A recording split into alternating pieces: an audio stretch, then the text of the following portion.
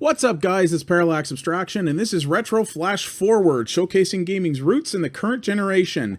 So I'm a little late to the party on this one. This game actually came out a little while ago, but it's been both busy and had a little bit of a weird delay recording this video and figuring something out for it, but we'll get to that.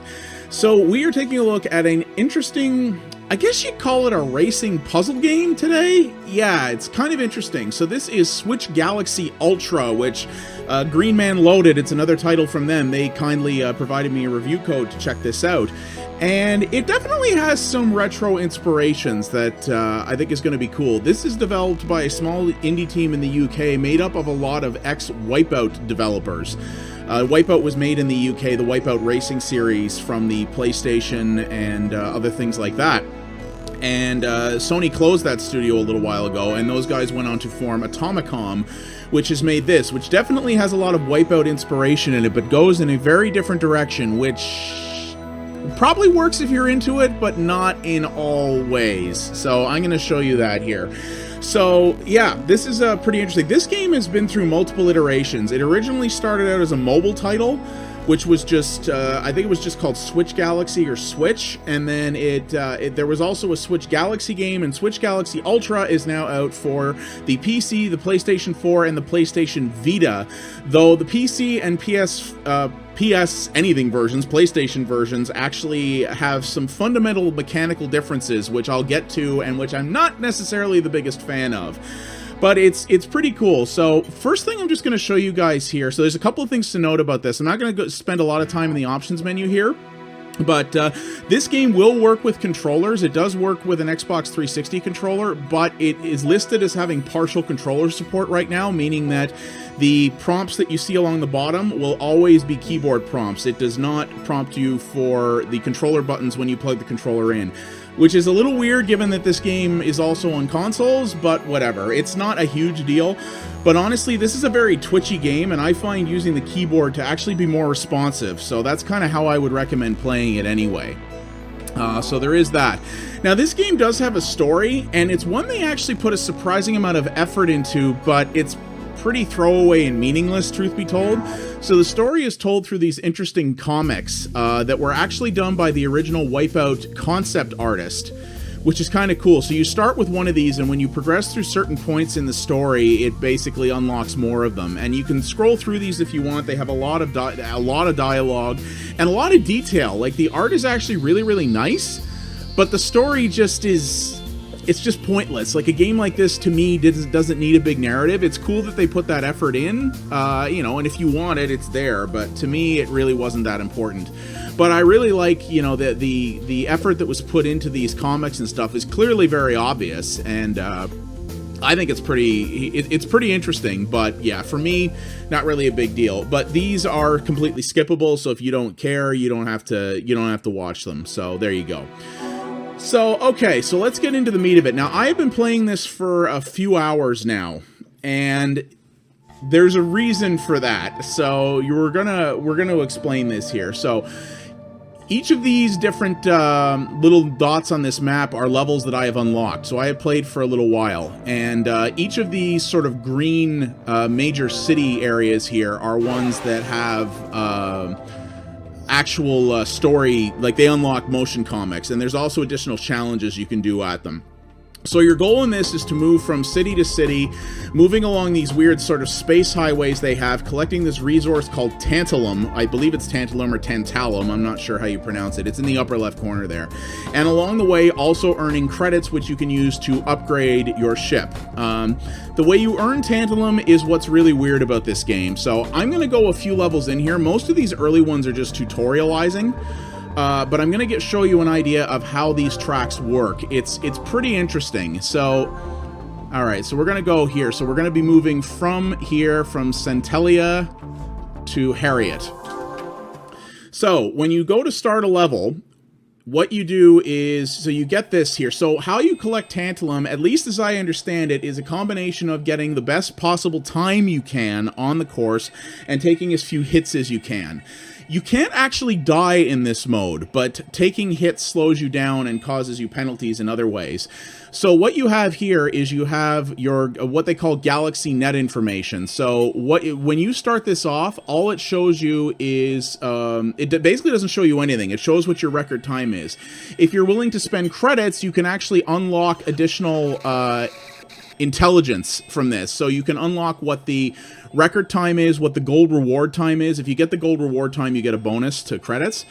You'll also see there's these things called barriers, which I'll show you, and enemy types, which I'll also show you. So you can either find out the percentage of each type, or if you pay more money, you can find out how much it is. And this is persistent. So if you buy intelligence on a level, different levels of it, you maintain that for future runs of it. You can replay these levels as much as you want, and you will often have to. You can also buy what are called barrier passes, which I'm going to explain that. Let's just get this going here, and I'll show you what this looks like.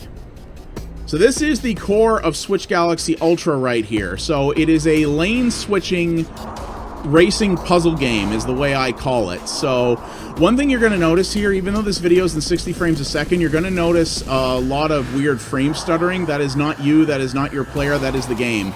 I am on a heavily overclocked Core i7 machine with a GTX 970, and this game has a lot of frame stuttering, even though I'm only playing at 1080p. This game is not well optimized, which is a pain, to be frank about it, because this game requires very quick response times to get through a lot of these puzzles, and when you don't have a consistent frame rate, that makes that really, really tricky. Not terribly impressed with that, but yeah, so your goal here is to get through the level as quick as possible and taking as few hits as possible. So as I said, you can't die in this mode, but what happens when you hit one of these colored barriers is that you slow down and it counts as a penalty against you. So the way the game works is what those barrier passes are is you can pre-buy basically free hits. So if you have a barrier pass in your, I guess you want to call it your inventory or whatever, and you run through a colored barrier, then that barrier basically doesn't count. It doesn't slow you down, and the game doesn't count it as a hit. If you don't have a barrier pass, it will count as a hit, and you will slow down and take penalties for that. Some levels also have a certain number of barriers that you have to pass through, and you see that green pickup I got? So that gives you a certain amount of free passes, which is basically enough to get through the area that you have to get through the barriers that you can't avoid without having to tap into any inventory that you already have. So it's optional. You don't have to buy barrier passes, and they are not required. They are basically kind of get out of jail free cards, as it were. So you're gonna, but in some of the later levels, unless you are exceedingly skilled, it's going to be basically impossible to get through them. There are other power-ups in certain levels that I will also show you, and you can see obviously what these arrows are, sort of a turbo boost power-up. So you're not required to use that when you run over them. It stores. And you cannot stop in this game, but you can slow down and speed up to a certain degree. And the turbo boost just allows you to get, obviously, an extra burst of speed when you need it, which is good for getting yourself really good times. So here we are at the end. One of the things I don't like about this game is all the levels look the same. So the starting area and the ending area, like this, regardless of what city you go to, always looks the same, which I think is kind of cheap.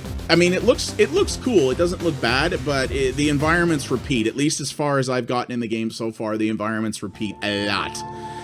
So that's a basic one there. Now there are also other levels that have actual enemies in them. I believe this is one here. So let's try to go through this. So the enemies are different, I guess you could call them commuters. They're different ships on the... Let's just double check here and see. Yeah. So they're basically 3 different types of ships, and the different enemy types determine basically how aggressive they are on the road. So you're going to see here. So enemy type 1 are these guys here. So they always stay in their lane, and they never switch. You can see there's a different power-up here. What this power-up does is actually allows you to steal money from ships that you drive close to, basically in adjacent lanes. So you can get yourself some easy free money from doing this. And if you need to stack yourself up on money, you can just keep rerunning this level if you want and get some free money. But there's also another way to do it, which we'll talk about after. And there's enemies types 1, 2, and 3. I have not encountered type 3 yet, but type 2 basically changes lanes kind of randomly, and you have to sort of pay attention to that to make sure that you don't run into them. Again, you can't die in this, so if you run into one of them, it just is a penalty that slows you down. So that's kind of the idea here. Those little gold orbs that I'm picking up are additional credits. Not required to beat the level, but again, more money is always helpful in this game because that's how you upgrade your ships and buy new ships and skins, which I'll show you guys as well after this. And the levels can get very interesting and very, very hard. So you may have seen that little sort of yellow portal thing I went through. So yeah, you can actually... different levels actually have multiple paths that you can take, and different paths will either be harder or easier. Some of them will have additional loot that you can pick up, like some paths will have more money in them that you can get, and you can sort of choose to pursue it however you like. And you can rerun, because you can rerun the levels, it gives you an opportunity to experience some levels in a different way, which is cool. I like that. It does give you a certain degree of replayability. And you may have seen in the last level here, and you're going to see it in this one too, that sort of purple portal that we went through. So you see, I screwed up the timing there, and I couldn't avoid running into that guy. Had I not been speeding so much, I could have timed that better. So, but you see, I got slowed down there. So this is where the game varies a lot, and this is where I have a real problem with it, is the way the progression system works on the PC version of this game in particular, I think is pretty bad and badly explained. I think if you're the type of person who's into that, you would probably like it, but I really don't, and I'm gonna show you that here. So this sort of purple wormhole that you're gonna see when we come up near the end of the level, shoot, didn't get it properly. So the way it was supposed to work, as in the PlayStation versions, what would happen is if when you would come up through the first half of the level to this thing, this first half of the level is easier. What would normally trigger here is a mini game where the tantalum would actually be in little orbs in that wormhole, and your goal was to collect up to 10 tantalum, because there's 10 tantalum in every level, and your goal was to collect them all and then get to the end of this second half of the level, which is much more difficult, and get to it without getting hit. And because every time you took a hit, you would lose a tantalum. If you got to the end without taking a hit in this harder section, you would get all 10 tantalum, and Bob's your uncle. They took that out in this version, so this is what's weird about this. One of the reasons this video is so late is I actually had to go back and forth with the community manager from Green Man Loaded to figure this out. Apparently, the way Atomicom decided to alter the PC version is that that minigame has been removed, so that wormhole just signifies a difference between... I'm going to show you another level here. That wormhole just signifies the sort of break between the easier part of the level and the harder part of the level. Apparently, how much tantalum you get is a combined factor of how many hits you took and how fast you complete the level. This is what Green Man Loaded told me. So it's basically some voodoo formula based on those two things. I don't know why they decided to make that change, but there's two major problems with it, which is that, one, because you don't know the formula, you get stuck in a place where you basically can't progress any further and don't know why, which is where I am now. And secondly, this game actually has a very lengthy tutorial, but that progression system is never tutorialized at all. So you'll get into it, and it basically, it goes through extensive tutorial stuff, but when you get to that wormhole section, the little weird alien lady who does the tutorial with you just says, this wormhole will allow you to get to your destination much faster. That's all she says. The whole concept of how tantalum is actually accrued and built up and earned in this game is never tutorialized, and it's such a confusing thing that it really makes no sense if you don't get it explained to you. And even what the guy from Green Man Loaded told me, he said he actually spoke to Atomicom, and this is what they said, is they said it's a factor of how fast you beat the level and how many hits you take, but they didn't go into more detail than that.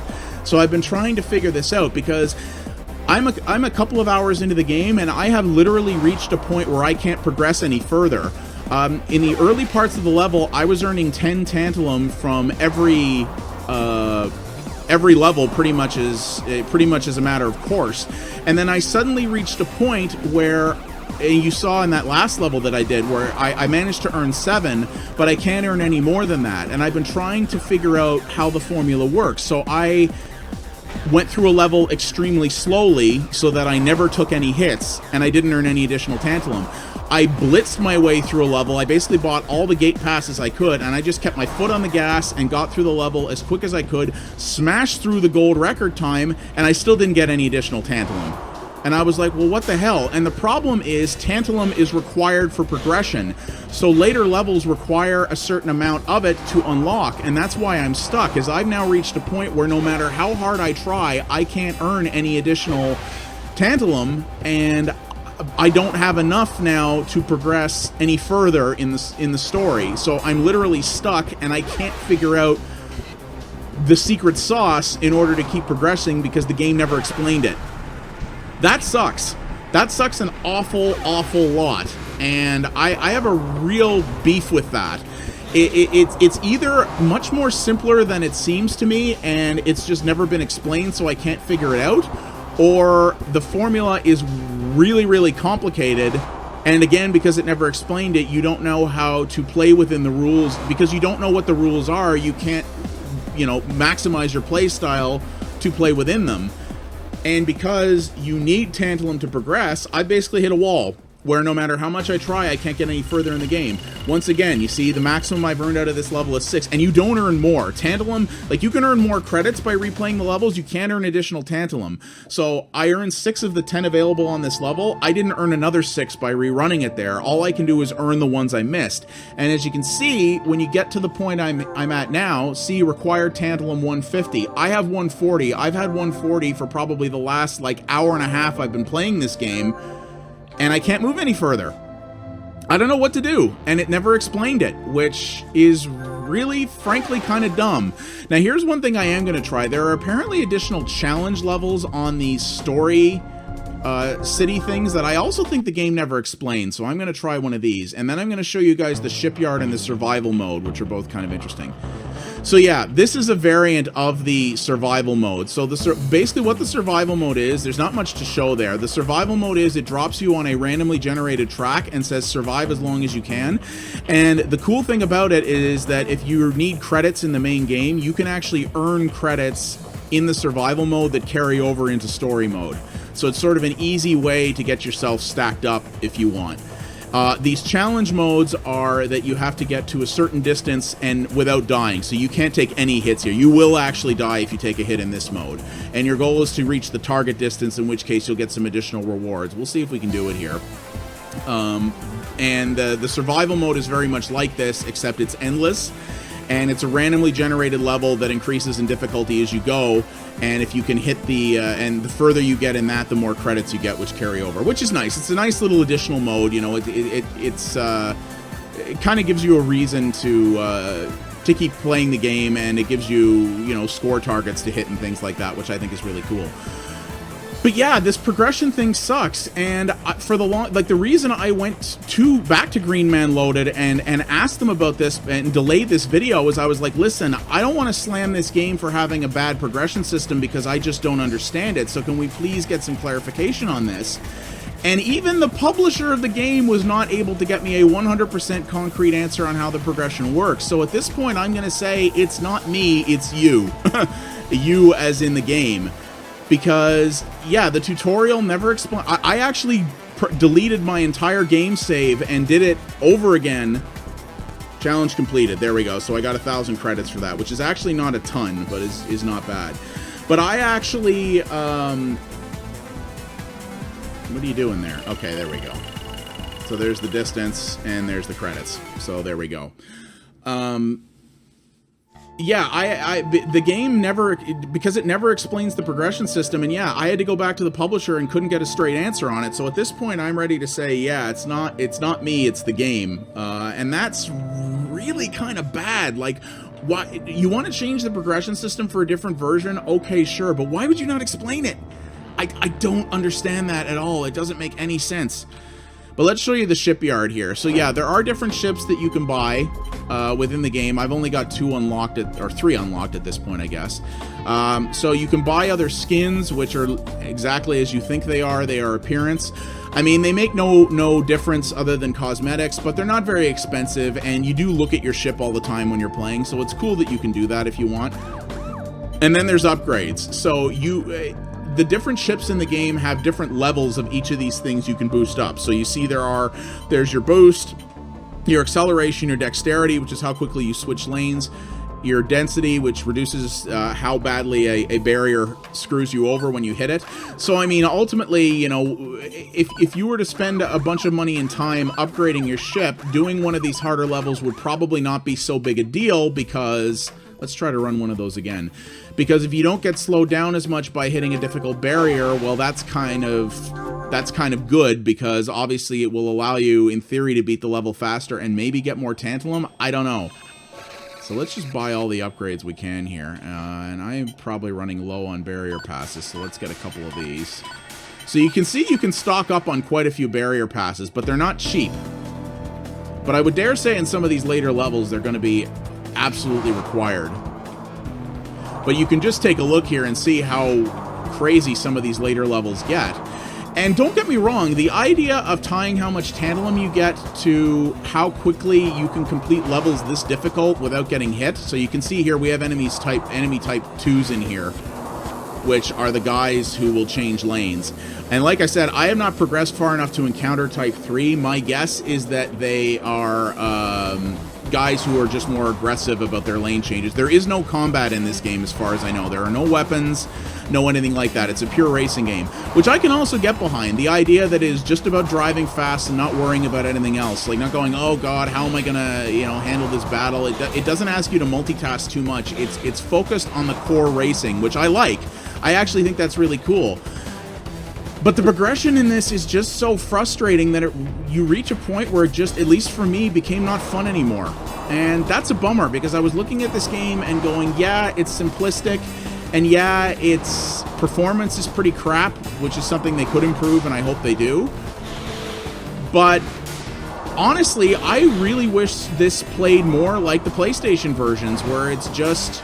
Your goal is to play the little mini game to grab as much tantalum as you can in the wormhole area, and then that's that. I really wish that's what this was, because the way it is now is just aggravating. When you're basically trying to learn the logic underneath the game on your own because the game never explained it to you and yet is holding you to it, that's just not fun. I just don't like it. And that's me. You know, that's the way I play games like this. There are a lot of people out there who enjoy games that purposely obfuscate their systems because they want to learn, you know, they want to figure out and learn the logic underneath. If you're one of those people, you will actually probably enjoy this quite a bit. Personally, the two major problems with this game for me are the performance and that the progression is not tutorialized. Both of those could absolutely be fixed in patches, and I hope Atomicom does that. All they have to do is add in a couple of lines of dialogue to the already lengthy tutorial. Like, the tutorial in this game spans several levels. So if they could just explain that progression system better and fix the frame rate, because I'm sorry, this game doesn't look bad, but it does not look state-of-the-art, and on a system like mine, there is really no excuse for it to not run at a constant 60. If they could fix those two things, this would be pretty cool. Right now, all I can say is that if the core concept sounds good to you and you don't mind... Excuse you, dog. If the core concept sounds good to you and you don't mind having to basically learn the logic of the game from scratch, then probably give it a shot. If you're not big on having to figure that out, then probably either wait for a patch or pass for the time being. That would be my opinion. And you see, I earned 0 tantalum in this level. Why? Couldn't tell you. I didn't take any hits that I didn't have passes for, and I did that level reasonably fast. I don't know. I can't explain it. And I've spent enough time trying to figure this out that I'm quite confident in saying it's not me, it's the game, especially since I went back to the publisher for answers. So, yeah. So I'll quickly show you the survival mode here, but there's not much to show, really. And yeah, I like the fact that, you know, the motion comic story thing is kind of cool, but also completely unnecessary. But if you want to, you know, if you think that's cool, then that's good as well, right? So you can see here, this is the survival mode. My record is 7,200 space units, whatever that is. I don't know. So, and this level will get more and more complicated as you go, and you can earn some money here that'll carry over to your main game, which is neat. You know, I like that. I also really like, you know, like I said, the visual style in this game, the performance is poor. The visual style is nice, if repetitive. I think the electronic sort of high beat soundtrack is really, really good. I mean, I like music like this anyway, but I think this, for a game that is very much about sense of speed like this one is, I think this music really fits well. I think they did a great job on the soundtrack. There is some voice acting in it in the story mode as well. I mean, it's actually not bad, but again, it's hammy dialogue around a hammy story that kind of whatever to me. But I really like what they went for here, and I mean, I don't own the PlayStation versions. Green Man Loaded gave me the review code for this, and as far as I know, they are only publishing the PC version. I don't really want to buy this on PS4, but that might be the better version to play if you have the means, just because looking up some videos on how that game's progression works. So there, you see, I hit a barrier, so I died, and that's the end of that. You get this very, very slow wind down, and that's that. I don't know if I actually ran over any credits. Yeah, I did not. Good for me. So, yeah, so the PlayStation version might be the better way to play this game, but right now, honestly, the PC version, I don't know if I can recommend it, at least not at full price with that progression issue. I really hope that Atomicom does sort that out. But if you do want to pick this up yourself, it is available on Steam, or you can buy a Steam code from Green Man Gaming. If you use the little referral link that I put in the description below this video, a tiny little piece of your purchase from Green Man Gaming would go to help support my channel, which I would appreciate very much. And yeah, this is Switch Galaxy Ultra.